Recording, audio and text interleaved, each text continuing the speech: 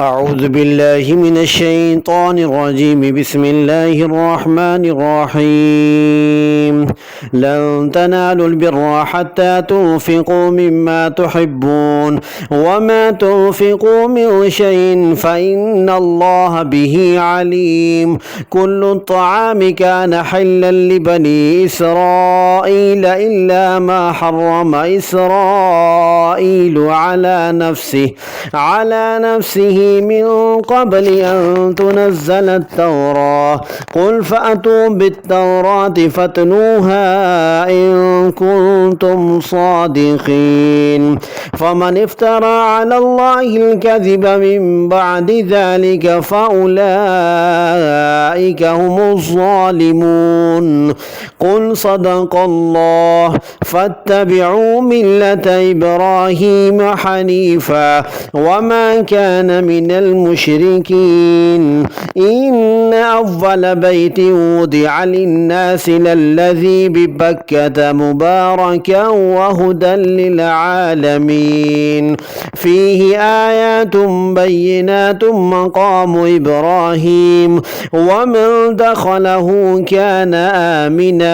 ولله على الناس حج البيت من استطاع إليه سبيلا ومن كفر فإن الله غني عن العالمين.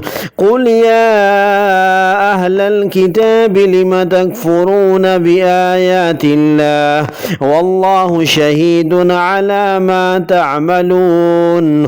قل يا أهل الكتاب لم تصدون عن سبيل الله من آمن تبغونها عوجا وأنتم شهداء وما الله بغافل عما تعملون. يا أيها الذين آمنوا إن تطيعوا فريقا من الذين أوتوا الكتاب يردوكم بعد إيمانكم كافرين. وكيف تكفرون وأنتم تتلى عليكم آيات الله وفيكم رسوله ومن يعتصم بالله فقد هدي إلى صراط مستقيم. يا أيها الذين آمنوا اتقوا الله حق تقاته ولا تموتن إلا وأنتم مسلمون. واعتصموا بحبل الله جميعا ولا تفرقوا واذكروا نعمة الله عليكم إذ كنتم أعداء فألف بين قلوبكم فأصبحتم بنعمته إخوانا وكنتم على شفا حفرة من النار فأنقذكم منها. كذلك يبين الله لكم آياته لعلكم تهتدون.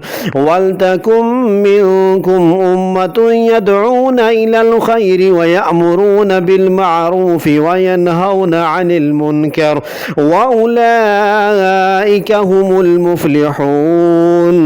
ولا تكونوا كالذين تفرقوا واختلفوا من بعد ما جاءهم البينات وأولئك لهم عذاب عظيم. يوم تبيض وجوه وتسود وجوه فأما الذين اسودت وجوههم أكفرتم بعد إيمانكم فذوقوا العذاب بما كنتم تكفرون.